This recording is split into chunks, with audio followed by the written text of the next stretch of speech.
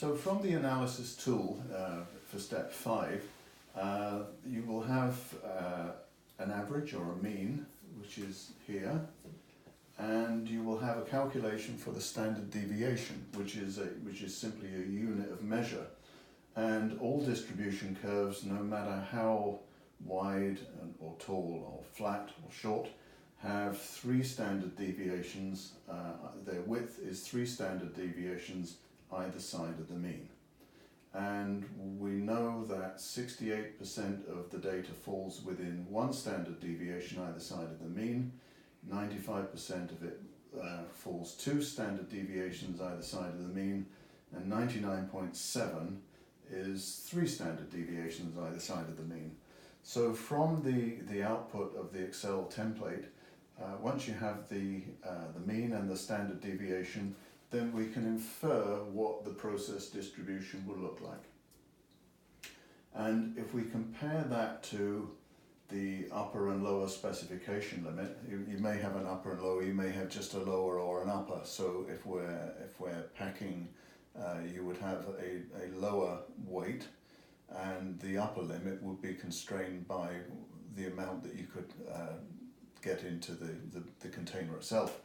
So if we have something like this, where the width of the process, 3 standard deviations about the mean, is the same as the distance between the lower spec and the upper spec, then in theory everything should be fine. And the way we get that number is to divide the distance between the upper and the lower specification width, divide that by the width of the process, which will be the distance between 3 standard deviations out minus the lower 3 standard deviations. So in theory everything should be fine, but in reality over time the process will shift and drift. Different materials, different settings, different crews, different shifts, different plants. So what will happen, this distribution will sort of shift to the left and the right, and what happens here is that we have defects either end which are either scrapped or have to be reworked. So what we would ideally like to do is to find the causes of variation and eliminate those root causes so that this distribution fits within our specification limit about 1.33 or more than 1.33 times.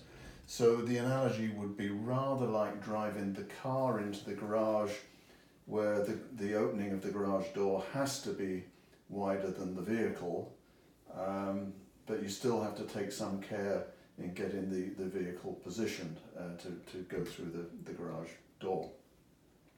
Another problem that could occur is that the width of the process relative to the specification limits is fine, but we have a centering issue. So you can see that the width of the process is less than the width of the specifications, but because this is not centered, then we have defects occurring here. So in this situation, or a situation where the process width exceeded the specification limits, we have an issue of variation, and in this situation here we have an issue of of centering. It's probably more important to address the variation first, because once variation is reduced, then the process center will likely change. So reduce variation and then work on centering the process.